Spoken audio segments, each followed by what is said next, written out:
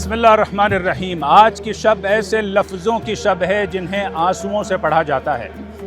इमाम रऊफ़ ज़ामिन उम्मत हज़रत अली इब्न मूसा रज़ा अलैहिस्सलातु वस्सलाम की बारगाह में सदियों से चली आ रही एक रस्म है जो आज एक बार फिर पूरी होने जा रही है, जिसमें शब आशूर खुतबा खानी की रस्म होती है।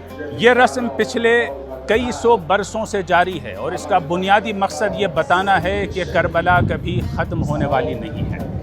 ये रस्म साल में 2 मरतबा अंजाम पाती है, एक तो शब शहादत इमाम अली रज़ा अलैहिस्सलाम और एक दूसरी मुनासिबत जो आज की शब है यानी शब आशूर। बताना यह है कि हुसैन ज़िंदा है, पैगाम हुसैन ज़िंदा है, करबला ज़िंदा है।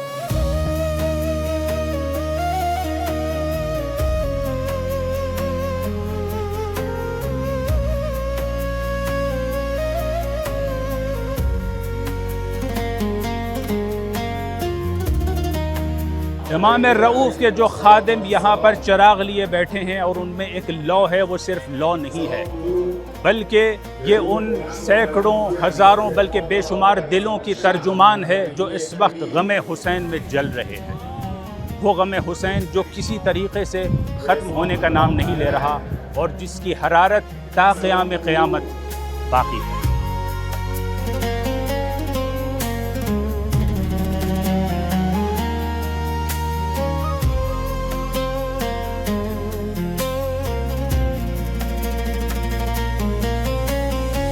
खुतबा खानी की इस रस्म में खादिमान रज़वी वो शम्ओं के साथ हाजिर होते हैं।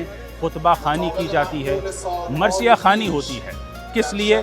ताकि मौला व आका इमाम अली रज़ा अलैहिस्सलातु वस्सलाम को उनके जद्द मज़लूम हुसैन शहीद का पुरसा दिया जा सके।